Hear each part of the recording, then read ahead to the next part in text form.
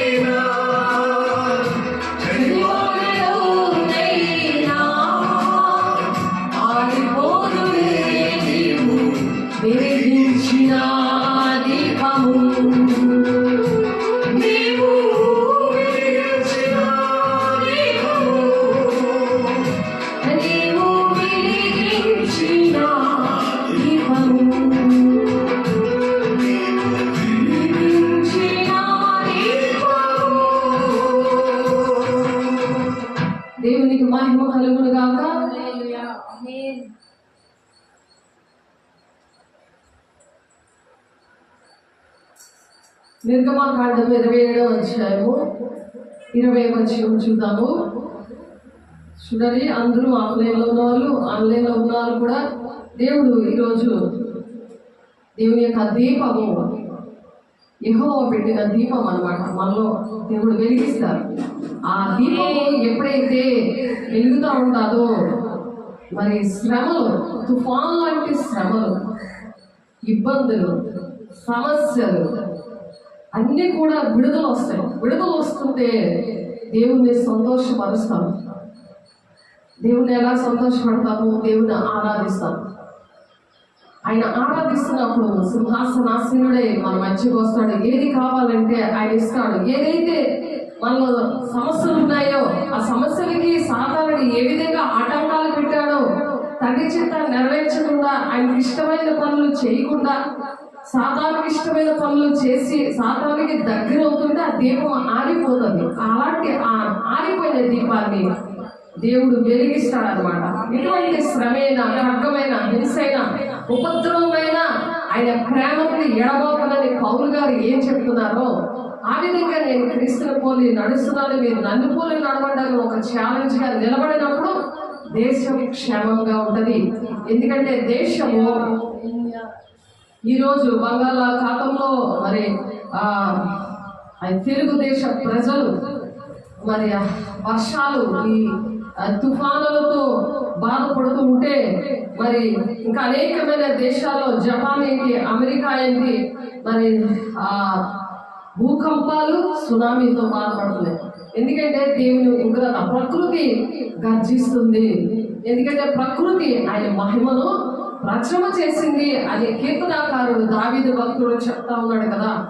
మనం చెప్పుకుంటాం, వాటికి భాష లేవు వాటికి, కానీ ఆయన మహిమను వివరిస్తున్నాయి. ఎందుకంటే యెహోవా పెట్టిన దీపము మనుషుల్లో ఆరిపోయింది కాబట్టి, మరి మనుషులు దేవుని పోలికతో నిర్మించి దేవదూతల కన్నా ఎక్కువగా దేవుడు ప్రేమిస్తున్నాడు.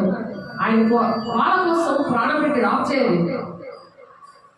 కాబట్టి అది ఎప్పుడైతే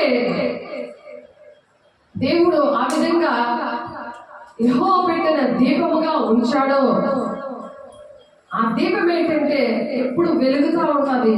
అనేకమైన ప్రజలు దేశం పాడైపోతుంటే నేనే కారణమయ్యా అని కన్నీటితో ప్రార్థన చేయాలి. మీకు 4:10 ప్రకారం నెహమ్యా గారు చేశారు, దానియేలు గారు చేశారు. మరి అనేకమైన భక్తులు దేశం కోసం ప్రార్థన చేశారు.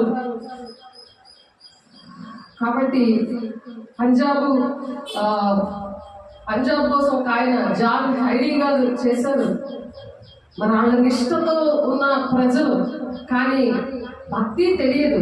ఇప్పుడు థామస్ గారు, మనం మన ఇండియన్ క్రిస్టియన్ డే మనం జరుపుకున్నాం. థామస్ గారు మరి ఆ విధంగానే చేశారు. ఎంతోమంది దేవుని భక్తులు, శిష్యులు ప్రాణాలతో సహా కోల్పోయి దేవుని అట్టి విధంగా ప్రేమించారు. దానికి కారణం ఏంటంటే యెహోవా పెట్టిన దీపము ఆరిపోకుండా వాళ్ళు తండ్రి చిత్తాన్ని ఆ విధంగా నెరవేర్చారు. తండ్రి చిత్తం నెరవేర్చిన వాళ్ళు ఎలా ఉంటారంటే, ఆయన ప్రేమించేవారు ఆయన ఆజ్ఞలు గైకొంటారు. ఆయన ప్రేమించారు, ఆయన ఆజ్ఞలేంటి, తండ్రి చిత్తమేంటి, ఆయన మాటలేంటి, వాక్యం ఏం చెప్తుంది, ఆ సత్య బోధలో ఉన్నప్పుడు ఆత్మస్వరూపైన దేవుడు మరి ఆది కాండంలో అయితే ఆది కాలంలో అంటే ఓల్డ్ టెస్టిమెంట్ లో వస్తూ వెళ్ళిపోయేవాడు, కానీ దేవుడు ప్రాణం పెట్టిన తర్వాత ఆయన నిత్యము మనతో ఉంటున్నాడు. ఆయనకి ఇష్టమైన పనులు చేయిస్తుంటే పరిశుద్ధాత్మ దేవుడు వాళ్ళని విడిచిపెట్టి వెళ్ళిపోతాడు. ఆయన దుఃఖపడి వెళ్ళిపోతాడు. అయ్యో నా బిడ్డ, నేను పరిశుద్ధుడు కదా, పరిశుద్ధాత్మతో నింపబడిన బిడ్డ ఏంటి సాతాను పనులు చేస్తున్నాడు, సాతానికి ఇష్టమైన పనులు చేస్తున్నాడు అని అంటే పరిశుద్ధాత్మ దేవుడు, ఆ పరిశుద్ధాత్మ అనేది పరిశుద్ధంగా ఉంటుంది. కాబట్టి అపవిత్రమైన మాటలు, అపవిత్రమైన చూసుకొని అపవిత్రంగా నువ్వు పరిగెడతా ఉంటే, దేవుడు ఉన్నాడు కదా అని ఒక బ్రహ్మపరిచే ఆత్మతో నువ్వు పరిగెడతా ఉంటే దేవుడు నీ శరీరం అంతా చీకటమయమైపోతుంది అని చెప్తున్నాడు. దేవుడు నీ కన్ను తేటకుంటే నీ శరీరము తేటగా ఉంటుంది, కన్ను తేటకుంటే నీ శరీరము వెలుగుమయమై ఉంటుంది. అంటే ఆ దీపము వెలుగుతూ ఉండాలి.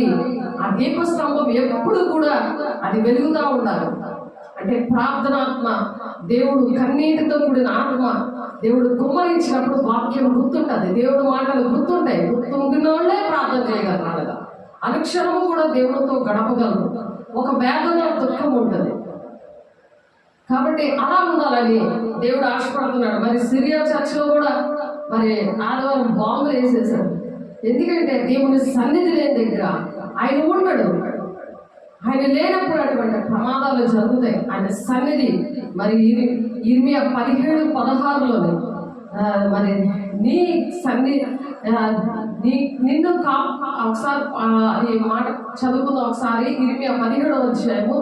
దేవుడు ఇచ్చిన వాగ్దానం, ఆ వాగ్దానము నాకే కాదు మీకు కూడా ఇచ్చాడని మీరు నమ్మాలి.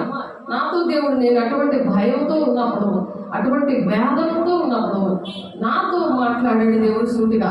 ఈ మాటలు ఉన్నాయని కూడా నాకు తెలియదు. ఇర్మియా భక్తుడు ప్రార్థన చేశాడు, అలాగే దేశం కోసం ప్రార్థన చేశాడు, ఎంతో కన్నీటితో ప్రార్థన చేశాడు. మరి ఆ విధంగా మనం కూడా ఉండాలని దేవుడు ఈ విధంగా మాట్లాడుతున్నారు. నాతో మాట్లాడేది దేవుడు మీతో కూడా మాట్లాడాలని దేవుడు ఆశపడుతున్నాడు. నేను నిన్ను అనుసరించి కాపరనే ఉండుట మానలేదు, ఘోరమైన దినములు చూడవల్లని నేను కోరలేదు. నీకే తెలిసి ఉన్నది, నా నోట నుండి వచ్చిన మాట నీ సన్నిధిలో ఉన్నది. ఆపత్కాలములో నీవే నా ఆశ్రయము, నాకు ధైర్యము పుట్టింపకము. ఆ ధైర్యము పుట్టింపకము అని ఉంది అక్కడ. ఎందుకంటే ఆయన దేవుని సన్నిధిలో దేవుని యొక్క మాటలు వినబడాలి. మన మాటలు వినబడకూడదు, మనుషుల మాటలు వినబడకూడదు, మన సొంత మాటలు అక్కడ రాకూడదు. పరిశుద్ధాత్మతో నింపబడినప్పుడు మరి పేతురు గారు ధైర్యంతో బోధించాడు. ఆయన ఎక్కడ ఉందంటే ఆ మాట అపోస్తుల కార్యము 10వ అధ్యాయం 44వ వచనం చూద్దాం ఒకసారి. అపోస్తుల కార్యము, దాని తర్వాత నిర్గమకాండము 27వ అధ్యాయం 20వ వచనంలో మరి ఆది కాలంలో దేవుని భక్తుడైన మరి మోషే గారితో మాట్లాడారు ఆ మాట. మరియు దీపము నిత్యము వెలుగుచున్నట్లు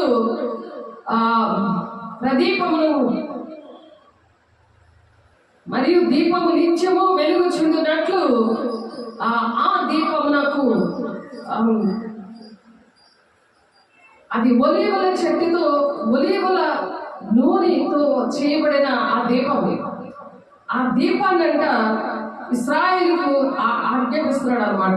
ఆ విషయం మోషే గారికి ఈ మాటలు చెప్పి ఇశ్రాయేలు ప్రజలు మరి దేవుని మాటలు వినకుండా తిరుగుబాటు చేస్తుంటే మోషే నమ్మినట్టయినా ఆయన నమ్మకుండా ఆనాటి ప్రజలు ఎలా తిరుగుబాటు చేశారో ఈనాటి ప్రజలు కూడా శరీరానుసారంగానే మరి ఆశపడుతున్నారు. ప్రతి కోరికలు ఆత్మ సంబంధమైన కోరికలు ఉండట్లేదు. అలాంటప్పుడు దీపం వెలగదు. కాబట్టి నిర్గమకాండ 20వ వచనంలో ఆ మాట ఉన్నదన్నమాట. ప్రదీపమునకు మరొకసారి చూద్దాము ఆ మాట. నిర్గమకాండము 20వ. మరియు దీపము నిత్యము వెలుగుచున్నట్లు ప్రదీపములకు దంచి తీసిన అచ్చము ఒలీవల నూనె దంచి తీసిన. ఆ ఒలివ చెట్టుకి ఒలివ పిక్కలు వస్తాయి. ఒలివ చెట్టు మరి దేవుని బిడ్డకి సంబంధించినది, దేవుని సేవకులకి సంబంధించింది.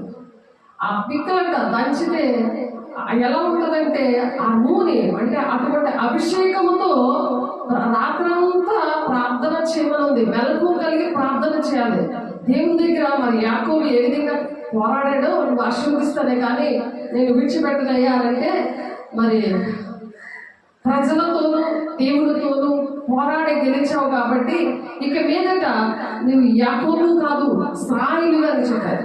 అలాగా మారు మనసు రావాలి ప్రతి ఒక్క మనిషికి కూడా.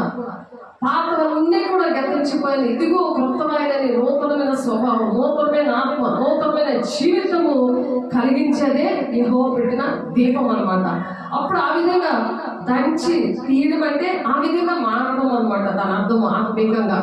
అలాగా దంచి తీసిన అచ్చము ఒలీవల నూనె తేవలనని ఇశ్రాయేలుకు ఆజ్ఞాపించము అంటున్నాడు. అలాగా దేవుని పిల్లలకి విననోళ్ళని ప్రజలకి నువ్వు కన్నీటి ప్రార్థన చేయి. కన్నీటి ప్రార్థన ద్వారానే దేవుడు విడిపిస్తాడు. కాబట్టి ఆ కన్నీటి ప్రార్థన ఎలా వస్తుందంటే బోధ వలన వస్తుంది. ఇప్పుడు అపోస్తుల కార్యము 10వ అధ్యాయము 44 నుంచి చదువుదాము. 45, 46, 47 వచనాలు చదువుకుందాం. జాగ్రత్తగా గమనించండి. దేవుడు లేకుండా దేవుని రాజ్యానికి వెళ్ళలేము. యెహోవా దీపము వెలగకుండా దేవుని రాజ్యానికి వెళ్ళలేము. అందుకని ఈ భయంకరమైన దినాలు, అంచె దినాలు అందరి మీద నేను ఆత్మను కుమ్మరిస్తున్నాను అని అందుకే చెప్తున్నారు. కాబట్టి పేతురు ఈ మాటలు ఇంకా చెప్పుచుండగా అతని బోధ విన్న వారి మీద పరిశుద్ధాత్మ దిగును. బోధ వింటే పరిశుద్ధాత్మ దేవుడు నీలోకి వస్తాడు. సున్నతి పొందిన వారిలో పేతురుతో కూడా వచ్చిన విశ్వాసులందరూ పరిశుద్ధాత్మ వరము అన్ని జనుల మీద సైతము కుమ్మరింపబడి చూచి విభ్రాంతి నొందిరి. ఇది నా జీవితంలో జరిగింది. ఈ చర్చ ముందు వారం పండుగ నడుస్తున్న ఆరాధన చర్చలో నేను వైజాగ్ నుండి విజయనగరం వచ్చినప్పుడు, దర్శనం పిలుపు మీద వచ్చినప్పుడు అక్కడ అన్ని జనులతో సహా వాక్యం చెప్తుండగా దేవుడు ఆత్మతో నింపారు. వాళ్ళని దేవుని అభిషేకంతో నింపారు. వాళ్ళు దేవుని నమ్ముకోలేదు. కాబట్టి అలాగా దేవుడు, ఎందుకంటే నాకు అప్పుడు ఈ వాక్యం తెలియదు, ఎక్కడుందో కూడా తెలియదు. నాకు అర్థం కాలేదు. బాప్తీసాలు ఇచ్చినప్పుడు చేతులేసి ప్రార్థన చేస్తే పరిశుద్ధాత్మను పొందుకున్నారు. ఆ వాక్యం తెలిసింది వాళ్ళకి. అలా ప్రార్థన చేసినప్పుడు దేవుడు నన్ను నడిపించినప్పుడు ఆ వాక్యం దేవుడు చూపించి నడిపించారు. తర్వాత ఈ విషయంలో నాకు తెలియదు. బాప్తీసం తీసుకుంటేనే మరి పరిశుద్ధాత్మ దేవుడు వస్తాడేమో, దేవుడు నమ్ముకుంటేనే మరి పరిశుద్ధాత్మ దేవుడు వస్తాడేమో అనుకోలేదు. కానీ దేవుడు ఎంత మంచి దేవుడు అంటే మతము కులము భేదం లేకుండా ఆ ప్రాణం పెట్టిన దేవుడు అన్య జనుల మీద సహితము కుమ్మరింపబడిన చూచి విభ్రాంతి నొందారంట పేతురు మెసేజ్ చెప్తుంటే. కాబట్టి వాక్యం అనేది ఏంటంటే వినడానికి ఇష్టం లేకుండా చేసేది సాతాను. పోయిన ఆదివారం మరి మధురవాడలో ఒకే ఒక వాక్యం చెప్పండి, మాకు గుర్తున్నట్లేదు. అక్కడ జరిగేది ఒక విషయం. దాన్ని బట్టి దేవుడు వర్షిప్ చేస్తున్నప్పుడు, వర్షిప్ చేసి ప్రార్థన స్టార్ట్ చేసినప్పుడు వెంటనే దేవుడు మీకా 3:16 ప్రకారం దేవుడు మాట్లాడారు. చూడండి, ఆ వాక్యం ఒకటి గుర్తుపెట్టుకున్నారు. ఆ వాక్యం ఒక్క వాక్యమే, ఒక్క ముద్దే నోట్లో పెట్టుకుంటే బాగుంటుందా? కడుపు నిండా తింటే బాగుంటుందా? నాకు ఒక ముద్దే కావాలి, నాకు ఒక వాక్యమే గుర్తుంటుంది అని చెప్పి ఆ వాక్యం పట్టుకునే ప్రార్థన చేయించుకున్నారు. కానీ దేవుడు ఆ వాక్యం పట్టుకుని 4 చాలా మాటలు దేవుడు మాట్లాడారు. మీరు ఈ ఒక్క వాక్యం గుర్తుపెట్టుకోండి అని చెప్పాను. మరి అలా ఆశిస్తున్నప్పుడు, బోధ లేనప్పుడు మరి పరిశుద్ధాత్మ దేవుడు ఎలా కుమ్మరించబడతాడు, ఎలా ఎడతెక్క ప్రార్థన చేయగలరు? మరి ఆ ఒలివ పిక్కలు దంచి తీసిన ఆ ఒలివ మొక్క ఆ పిక్కల యొక్క నూనె అనే దీపస్తంభం ఎప్పుడు వెలుగుతుండాలని దేవుడు చెప్తున్నాడు కదా, ఎప్పుడు చెప్తున్నారు కదా నిర్గమాకాండంలో. అలాగే ఎలాగవుతుంది ఆలోచించండి. మీరు ఎలా ప్రార్థన వస్తుంది? వాక్యం నాకు అవసరం లేదు, నా కోసం ప్రార్థన చేసేయండి, చేతులేసి ప్రార్థన చేయమని ఉంది కదా, చేతులేసి ప్రార్థన చేయండి అంటే వాళ్ళు ఉపవాసం ఉన్నారు. ఉపవాసం ఉండి ప్రార్థన చేసినప్పుడు దేవుని ఆత్మతో నింపారు మేడగదిలో. ఇక్కడ బోధ వల్ల పొందుకున్నారు. ఇంకో దగ్గర ఫిలిప్ గారు బాప్తీసాలు ఇచ్చి మరి వాళ్ళకి ద్వారా అద్భుత కార్యాలు జరిగాయి. కానీ ఫిలిప్ కూడా పరిశుద్ధాత్మతో ఉన్నాడన్న సంగతి తెలియదు. ఆ వార్త మీద యెరూషలేములో చెదిరిపోయిన శిష్యులు అందరూ కూడా, అందులో ఫిలిప్ గారు ఒకరు. యెరూషలేములో చదివిపోయిన పిల్లలందరూ కూడా ఇప్పుడు ఆన్లైన్ కూడా చెదిరిపోయారు. వాళ్ళు ఆఫ్లైన్ లో చూస్తున్నారు. ఎందుకంటే దేవుడు మరి కఠినమైన తీర్పిస్తాడు బోధకులకి. మంచి కాబట్టి తన గొర్రెల కోసం ప్రాణం పెట్టాలని దేవుడు ఆశపడి ఈ అవకాశం ఇచ్చాడు నాకు. దేవుడికి ఎన్నో కోట్లాది వందనాలు. ఎందుకంటే వాక్యం వెళ్ళగలుగుతుంటే వెలుగు కలుగుతుంది. అది తెలివి లేని వారికి తెలివి కలిగిస్తుంది. వాక్యం ఎంత బలమైనది, వాక్యమే మనల్ని బ్రతికిస్తుంది. మనం మన మన త్రోవలకి వెలుగే ఉందని కీర్తనకారుడు 119వ కీర్తనలో చెప్తున్నాడు. మన త్రోవలు ఎలా ఉన్నాయి? చీకటి సంబంధంగా ఉన్నాయా? మన తలంపులు ఎలా ఉన్నాయి? అది మనం ఆలోచించాలి. వాక్యం లేకపోతే మనం బ్రతకలేం. వాక్యం అంటే ఏంటి? దేవుడు. వాక్యమే దేవుడే ఉన్నాడు అంటున్నాడు. ఆది యందు వాక్యం ఉండేను, ఆ వాక్యము దేవుడే ఉండేను అన్నాడు. ఆ దేవుడు లేకపోతే ఎలా నిన్ను ఆత్మతో నింపుతాడు? నీకు ప్రార్థనాత్మ ఎలా వస్తుంది? ఆలోచించండి మీరు.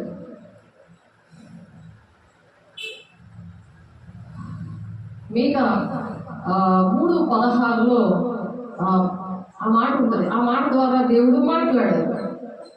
అయినా సరే దేవుడు కొన్ని సమస్యల ద్వారా దేవుడు ఫోన్లోనే దేవుడు విడుదల ఇచ్చారు. అంత చక్కగా దేవుడు అక్కడ ఆరాధన జరిపి తీసుకొచ్చినా సరే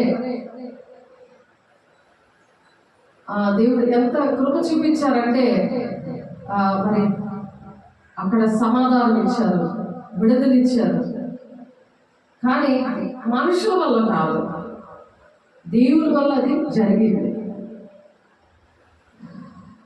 దేవుడు ఆ మాట పలికినందు వలన దేవుడు ఆ కుటుంబాన్ని రక్షించుకున్నారు.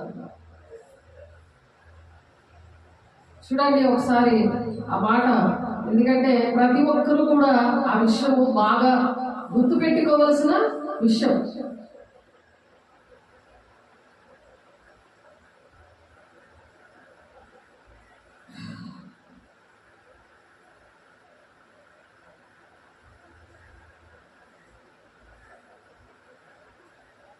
మలాకి 3:16 చూడండి. మలాకి 3:16 మనం ఉంటే మాట్లాడుతూ ఉంటాం ఫోనుల్లోని, మరి ఇద్దరు కలిసినప్పుడు మాట్లాడుకుంటాం. అది దేవుడు వింటాడంట. అది జీవగ్రంథం ఒక గ్రంథంలో రాస్తారంట. అది దేవుడి సముఖంలో ఉంటుందంట. కాబట్టి మనం జాగ్రత్తగా మాట్లాడాలి. అలా మాట్లాడాలంటే యెహోవా పెట్టిన దీపము, దేవుడు మనకి ఆత్మనిచ్చారంటే ఆయన దీపం వెలిగించాలి. దేవుని వల్లే కలగాలి కానీ అది మనుషుల వల్ల కలిగేది కాదు. అది గమనించండి. అప్పుడు యెహోవా యందు భయభక్తులు గలవారు ఒకరితో ఒకరు మాట్లాడుకొని చుండగా యెహోవా చెవియొగ్గి ఆలకించెను. ఒకరితో ఒకరు మాట్లాడుకుంటారు అంటే మనుషుల ద్వారా జరిగిపోతుంది అనుకుంటున్నారు. ఏదైనా నీ దీపం ఎలాగోంది? దేవుడు యెహోవా పెట్టిన దీపాన్ని నువ్వు ఎలా ఆర్పుకుంటున్నావా, వెలిగించుకుంటున్నావా? అది మనిషికి సంబంధించింది. ఆ మనిషి ఆ దీపాన్ని బట్టే దేవుడు ప్రతి సమస్య నుండి విడిపిస్తాడు. మనం ఎప్పుడైతే చక్కగా ఉంటామో మన కుటుంబాలు, సంఘాలు బాగుంటాయి. సంఘాలు బాగున్నప్పుడు దేశం బాగుంటుంది. దేశాలు బాగున్నప్పుడు ప్రపంచం అంతా కూడా సుఖశాంతులతో ఉంటుంది. అది గమనించాలి. అయితే యెహోవా యందు భయభక్తులు గలవారంట ఒకరితో ఒకరు మాట్లాడుకొని చుండగా యెహోవా చెవియొగ్గి ఆలకించెను. యెహోవా యందు భయభక్తులు కలిగి ఆయన నామమును స్మరించుచు ఉండవారికి జ్ఞాపకార్థంగా ఒక గ్రంథం ఆయన సముఖమునందు వ్రాయబడెను. అలా జ్ఞాపకార్థంగా జ్ఞాపకం మరి మనం రాసుకుంటున్నామా? దేవుడే ఒక గ్రంథం పెట్టి రాస్తుంటే నువ్వు దేవుని విషయాలు ఏమైనా రాస్తున్నావా? నీతో మాట్లాడుతుంటే నువ్వు మర్చిపోతున్నావు. దేవుడు నీకు ఏ పని చెప్పడా పని చేయట్లేదు. ఆ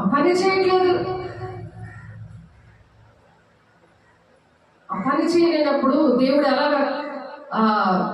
ఎలాగ దేవుడు ఆశీర్వదిస్తాడు దేశాన్ని, కుటుంబాల్ని, సంఘాల్ని. ఆలోచించండి. మరి ఆ సంఘంలో ఆదివారం సిరియా చర్చిలో బాంబు పేలింది. ఎంతమంది చనిపోయారు?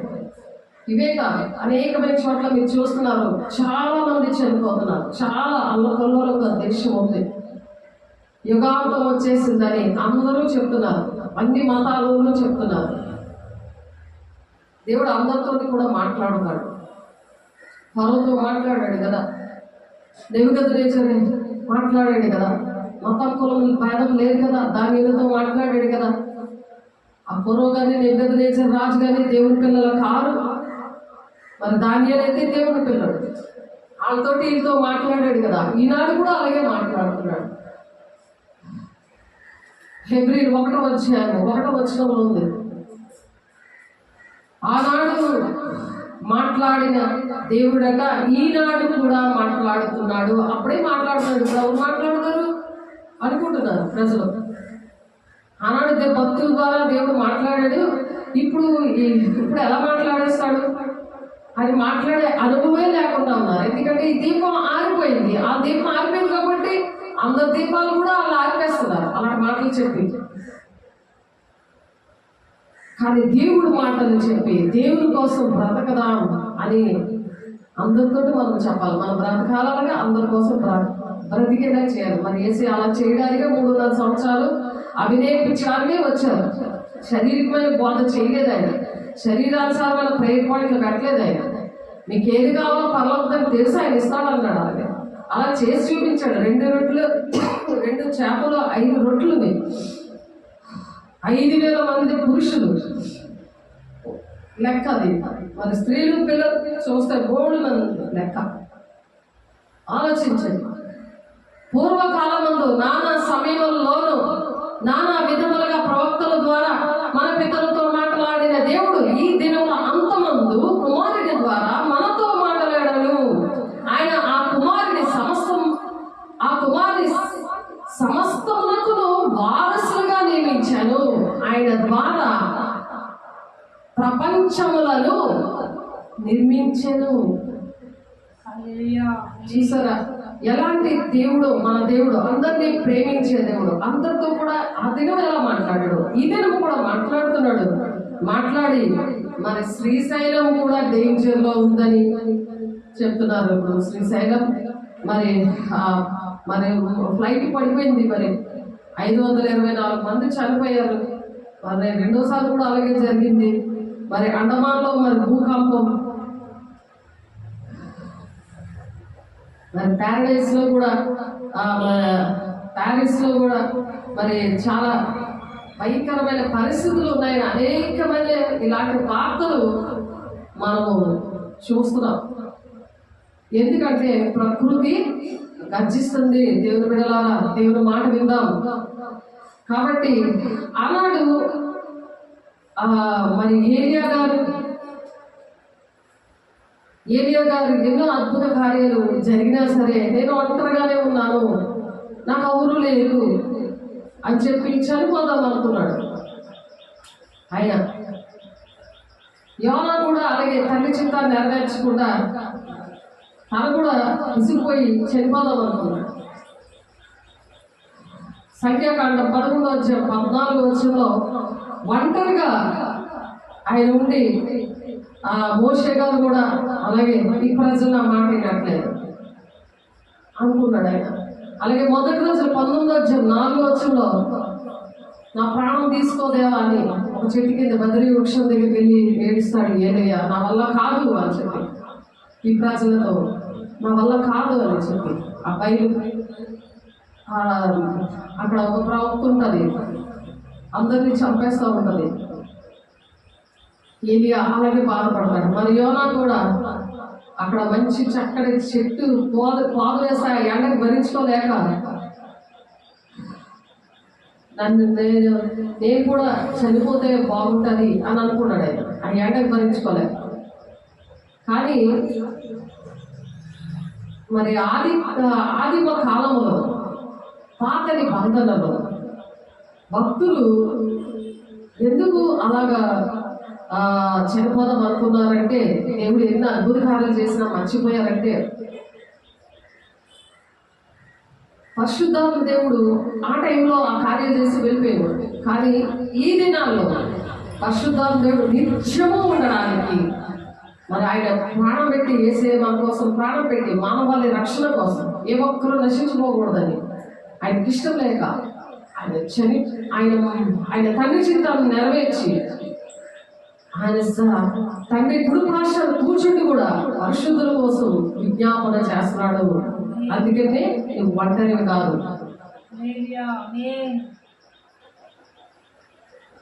కాబట్టి ఒంటరినైనేనుండగా 1000 మందిగా నన్ను మార్చినావు, ఎన్నికలేని నన్ను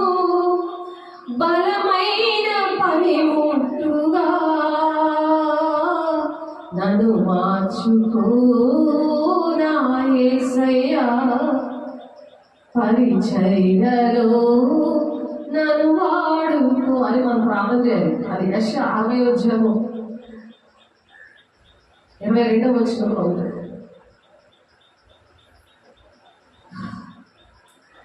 ఇంకొక దగ్గర కూడా ఉంటుంది, ఇంకో పాటలో కూడా ఉన్నది. ఇంకో ఏ పాటలో ఉన్నది? ఒంటరి వాడే మంది అన్నావు, నేనున్నానులే భయపడకు అన్నావు, నేనంటే నీకు ఎంత ప్రేమ యేసయ్యా. ఎందుకు ఆ ప్రేమ? పరిశుద్ధాత్మ దేవుడు ఉన్నప్పుడు మీరు శక్తివంతులు అవుతారు అంటున్నాడు. యోధయ సమరయ దేశంలో అంతటా మీరు సాక్షులు ఉంటారు అన్నది. ఎందుకంటే శక్తి చేత కాదు, బలమ చేత కాదు, ఆత్మ చేతనే సమస్తము సాధ్యము అంటున్నాడు. శక్తి చేత కాదు, బలము చేత కాదు, దేవుని ఆత్మచే సమస్తము సాధ్యము.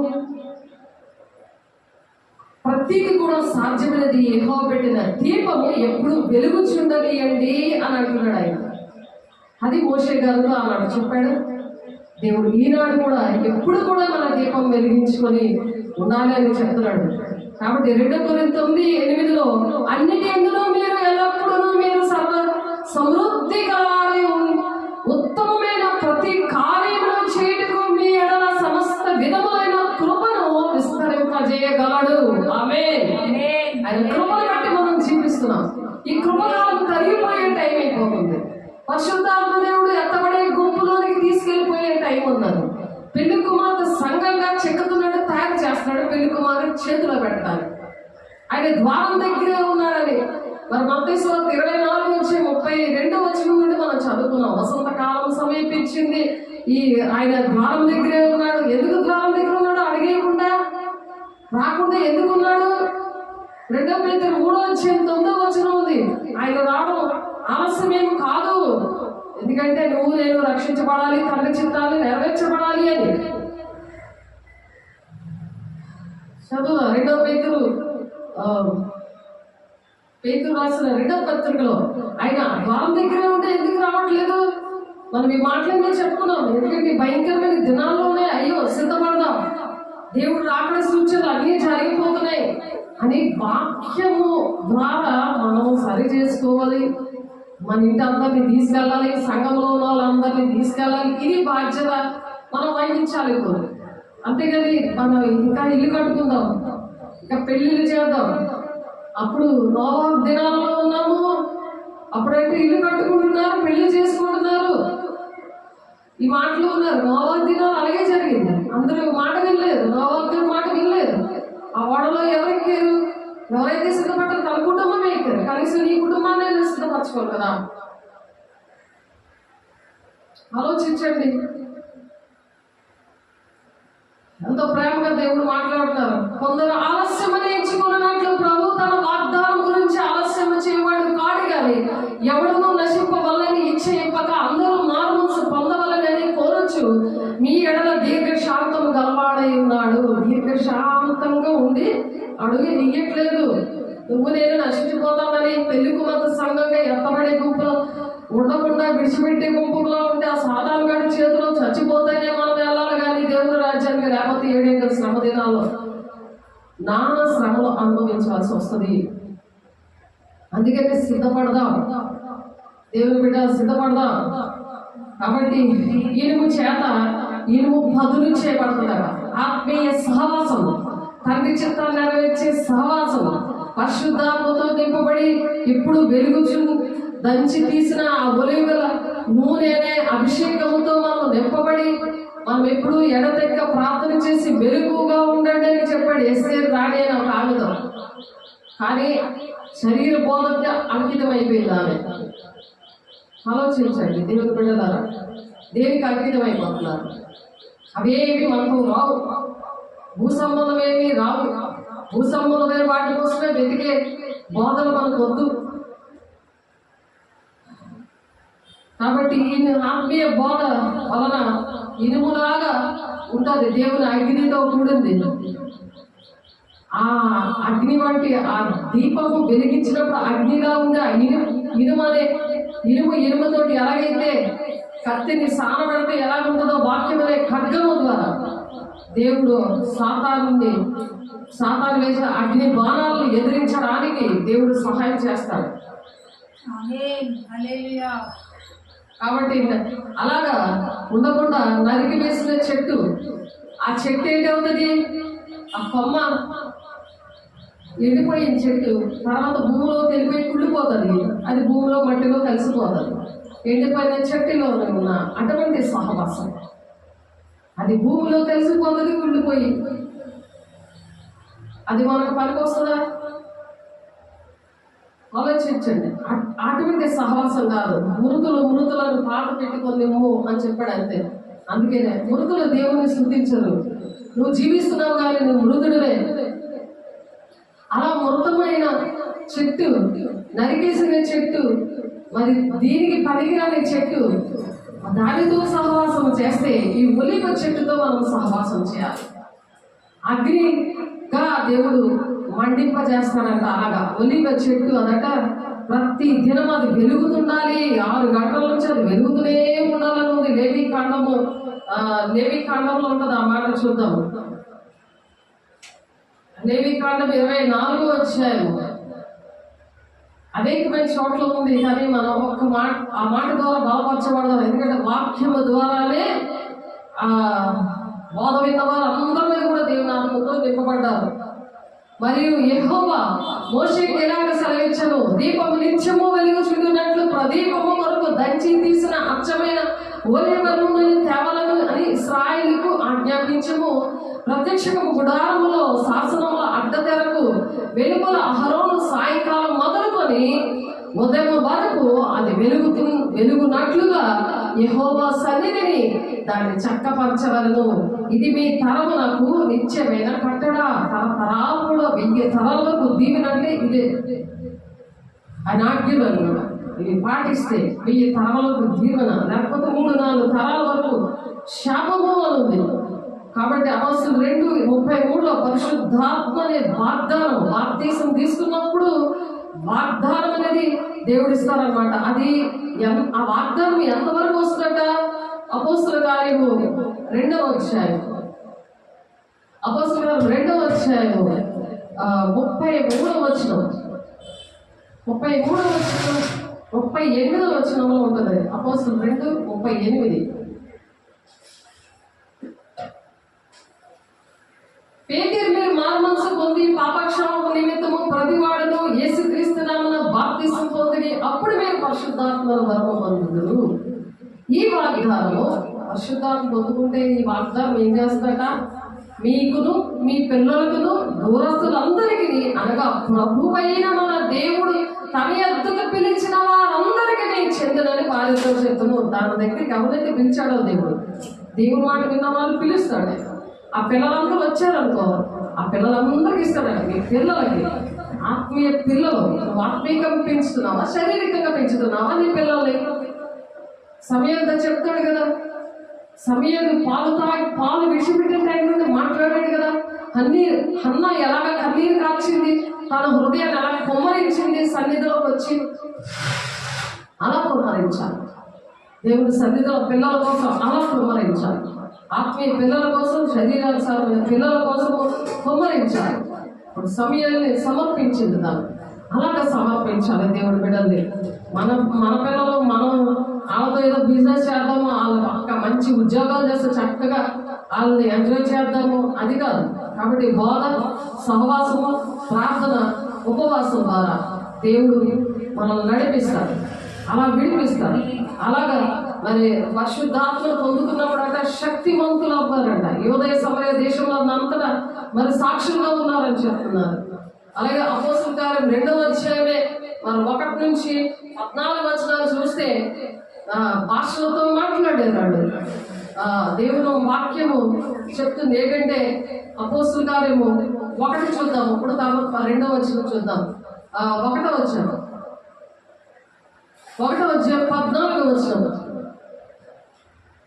14 వీరందరూ వీరితో కూడా కొందరు స్త్రీలను యేసు తల్లి అయిన మరియ ఆయన సహోదరులు ఏక మనసుతో ఎడతెగక ప్రార్థన చేయించుంది.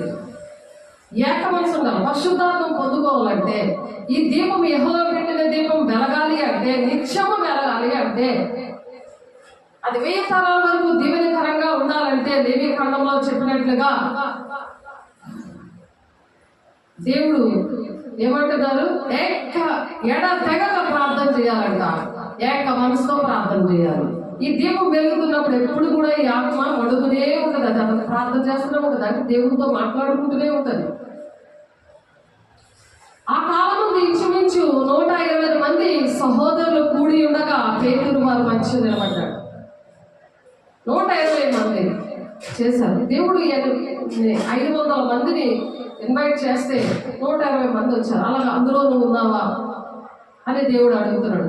ఎందుకంటే ఇరుగు మార్గంలో ప్రవేశించే వారు కొద్ది మందే.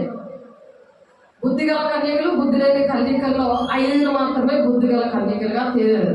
కానీ రోజు చర్చకు వస్తున్నారు, రోజు దేవుడితో మాట్లాడుకుంటారు, రోజు ప్రార్థన చేస్తారు, అన్ని అనుభవిస్తుంటారు. దేవుడు ఆశీర్వాదాలు అన్నీ పొందుకుంటారు, అద్భుతకరమైన ఆశీర్వాదాలు పొందుకుంటారు. కానీ దేవునికే హాయ్ బాయ్ చెప్తున్నారు. అందుకే 32 కొరడా దెబ్బలు దేవుడు మరి శిలువ మీద తినవలసి వచ్చింది.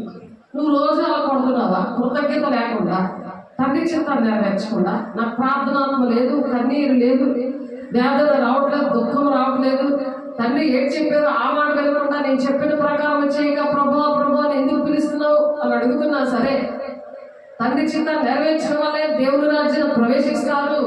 అక్రమం చేయగల పోండి మీరు ఎవరో నాకు తెలియదు అని చెప్తుంటే ఎందుకు అర్థం అవట్లేదు?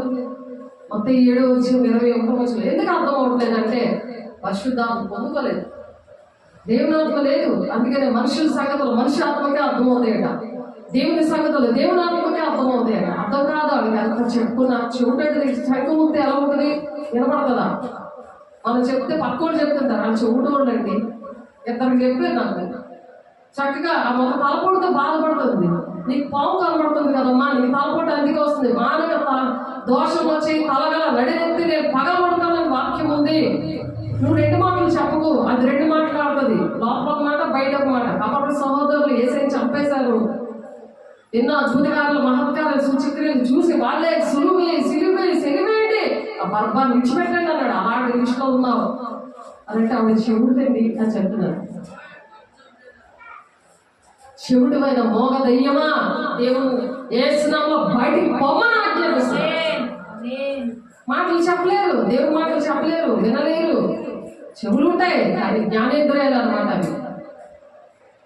సంగములతో ఆత్మ చెప్పుచున్న మాట చెవి గలవాడు వినుగాక. మొదటి ప్రేమను మరిచావు దేవుని బిడ్డ. ప్రకటన 2వ అధ్యాయం 3వ అధ్యాయంలో దేవుడు మాట్లాడుతున్నారు, సంఘంలో అందరి కోసం మాట్లాడుతున్నారు. ఇన్ని చెప్పి వినట్లేదేంటని ఆయన ద్వారం దగ్గర ఉన్నాడు. ఆయన ఆలస్యమని మీరు ఎంచుకుంటున్నారు, నిరీక్షణ కలిగి ఆయన చాలా దీర్ఘ శాంతంగా ఎదురు చూస్తున్నాడు. బిడ్డ నీకోసం నా కోసం అని ఎదురు చూస్తున్నాడు. ఏ భక్తులు నశించుకోవడం ఆయనకి ఇష్టం లేదు. దానికి మతం కులం భేదం లేదు.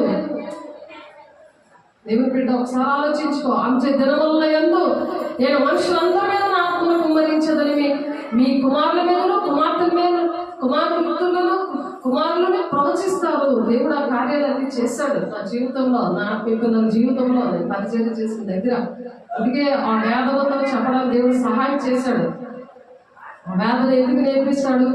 యవ్వనులు దర్శనం చూస్తారు, వృద్ధులు కలలు కంటారా. మీ ఆ దినంలో నా దాసుల మీదను నా దాసురాల మీద నా ఆత్మను కుమ్మరించదు కనుక వారు ప్రవచించగలరు. అలా ప్రవచిస్తున్నారు. ఈ దినాల్లో ప్రవచిస్తుంటే ఆ ప్రవచనం అంటేనే ఏంటో తెలియదు. రాబోయే సంగతులు దేవుడు చెప్తున్నాడు. దేవుని బిడ్డల ద్వారా అందరి ద్వారా చెప్తున్నాడు. మత కులం భేదం లేకుండా చెప్తున్నాడు. ఒక ఆవిడ చెప్తుంది, ఆవిడ పేరు ఏదో పేరు, ఆవిడ దేవుడు నమ్ముకోలేదు, అది మీరు వైరల్ అవుతున్నారు. అలాగే కొంతమంది క్రిస్టియన్స్ కూడా చెప్తున్నారు, దేవుడు మనకు కూడా చెప్తున్నారు. వినాలి కదా, సిద్ధపడాలి కదా. ఆయన ఎవరు నశించుకోవడానికి ఇష్టం లేదని కదా దేవుడు మనతో ఇప్పుడు మాట్లాడుతున్నారు.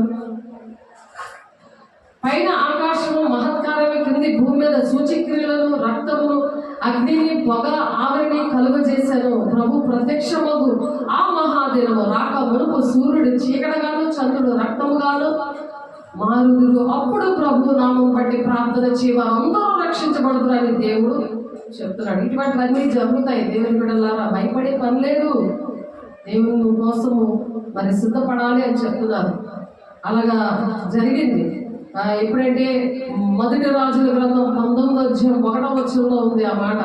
నీవు పోయి పర్వతం మీద యెహోవా సముఖమందు నిలిచి ఉండుము అని సెలవిచ్చాడు. అంతటా ఆ వైపు సంచరింపగా పెనుగాలు ఇచ్చిందంట.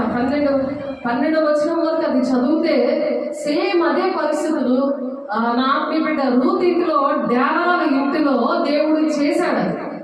యెహోవా స్వరము విన్నాం కదా. అందరూ భాషలతో మాట్లాడడం, ప్రవచించడం మొదలుపెట్టి దానికోసం ముందుగానే ప్రవచనంలో చెప్పారు. ఎవరైతే ఆ బాధపడుతూ నడిపిస్తుందో ఒక ఆమె కూతురికి రేచీకటి ఉంటే తన బాగు చేస్తాను, ఆమెతో మాట్లాడతాను. ఎందుకంటే మా విషయంలో పట్టించుకోవట్లేదు. పట్టించుకోవట్లేదు. నామకార్థమైన జీవితంలో ఉన్న వర్షాత్మతో ఉన్న వాళ్ళకి అర్థం కాదు. ఆ విషయాలు అర్థం కాదు. ఎటువంటి విషయాలు చెప్పినా అర్థం కాలేని పరిస్థితిలో ఉన్నారు వాళ్ళు. కాబట్టి ఆడిట్లోనే అద్భుతాలను చేస్తే అవి విని మరి సంఘాన్ని ఆ విధంగా నడిపిస్తారు కదా అని చేశారనమాట. ఆ దేవుడు అక్కడ కార్యం చేశారు. అక్కడ ఆ విధంగా జరిగింది. ఆ ఇంట్లో దేవుడు స్వరం విన్నారు. అలాంటి భూకంపం లాగొచ్చింది. అటువంటి మొదటి రాజుల మీద 19:1-12 వచనాలు చదివితే సేమ్ అలాంటి విషయాలు జరిగాయి. కాబట్టి చెదరిపోయిన వారు సువార్తను ప్రకటించినప్పుడు కూడా జరిగాయి. కానీ పరిశుద్ధాత్మ దేవుడు ఉన్నాడంటే తెలియదండి. అపోస్తల కార్యం 8వ అధ్యాయం 15-16 వచనాల్లో ఉన్నది ఆ మాట. మరి అక్కడ పేతురు, యోహాను గారు చేతులేసి ప్రార్థన చేశారు. యెరూషలేము నుండి వచ్చారు. ఈ మాటలు విని పేతురు ఆ విధంగా ప్రార్థన చేసినప్పుడు, పేతురు, యోహాను ప్రార్థన చేసినప్పుడు పరిశుద్ధాత్మ పొందుకున్నారు. అలాగే ఉపవాసం ద్వారా పొందుకున్నారు, చేతులేసి ప్రార్థన ద్వారా పొందుకున్నారు, బోధ చేసినప్పుడు పొందుకున్నారు. దేవుడు మరి ఏ విధంగా నువ్వు పొందుకోవాలని నువ్వు ఆశపడుతున్నావో దేవుని బిడ్డల దగ్గరికి ఆ ఇనుము అనే ఆత్మీయ సహవాసంలో వచ్చినప్పుడు దేవుడు ఇవన్నీ కూడా అర్థమైనా చేస్తాడు, నడిపిస్తాడు. దేవుడు ఈ మాటలు దీవించిన గాక. పరిశుద్ధుడా, ప్రేమగల దేవా, పరిశుద్ధుడా, నీ కృపగల నామంలో, నీ మహిమగల నామంలో, అయా నీ శక్తి గల నామంలో మీరు చేసిన అయా అద్భుత కార్యాలు బట్టి, మహత్ కార్యాలు, సూచక్రియలు బట్టి స్తోత్రాలు ప్రభా. అయా మేము మర్చిపోకుండా ప్రభు మీరు ఏ విషయాలు మాతో బోధించారో అవన్నీ మేము ఏమి తాకి చూస్తామో, ఏమి అయా నా తండ్రి ఏమి మేము గ్రహించామో, ఏమి నాయన రమ్యమైనవో, ఏమి మాన్యమైనవో అవి నాయన మేము ఎంచుకోవడానికి సహాయం దయచేయండి, నడిపించండి. భయంకరమైన దినాలు అనేకమైన బిడలు నాయన అయా నీ వైపు నీ మార్గంలో తిప్పి దాన్ని బుద్ధిమంతులు ఆకాశంలో అయా నక్షత్రాల వల్ల ప్రకాశించేటట్టు మా బిడలు, చేతులెత్తిన బిడలందరూ కూడా అట్టి విధంగా మీరు దీవించి ఆశీర్వదించి అట్టి అభిషేకము అట్టి ఆయన మహిమను వారిని పొమ్మరిస్తున్నందుకు అయా మీరే అధ్యక్షులు వహించి సాక్షిగా నిలబెట్టుకుంటున్నందుకు ఆటంకవలసిన ప్రతి దురాత్మ శక్తులారా యేసు నామములో ప్రతి ఒక్క గృహంలో నుంచి అయా వారి శరీరంలో నుంచి వారి సమస్యల్లో నుంచి యేసు నామములో విడుదల ప్రకటిస్తున్నాం. నా జీవనం చేస్తున్నాము నీ శక్తి గల నామంలో, నీ ప్రేమ గల నామంలో నీ సాక్షిగా నిలబడి అయా నీ రాజ్యంలో ప్రభా మేము కలుసుకోవడానికి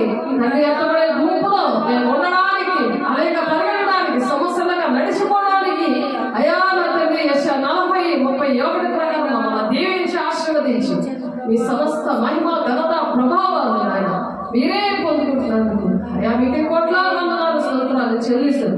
యేసే పరిశుద్ధ నామములో బ్రతిమలాడి వేడుకుంటున్నాను తండ్రి. ఆమేన్. తండ్రి యొక్క దీవెన, కుమారుని యొక్క కృప, పరిశుద్ధాత్మిక సహవాసము సమస్త జనులకు తోడైంది నడిపించును గాక. ఆమేన్. దేవుని వందనాలు. God bless you. దేవుడు మిమ్మల్ని దీవించి ఆశీర్వదించును గాక. ఆమేన్.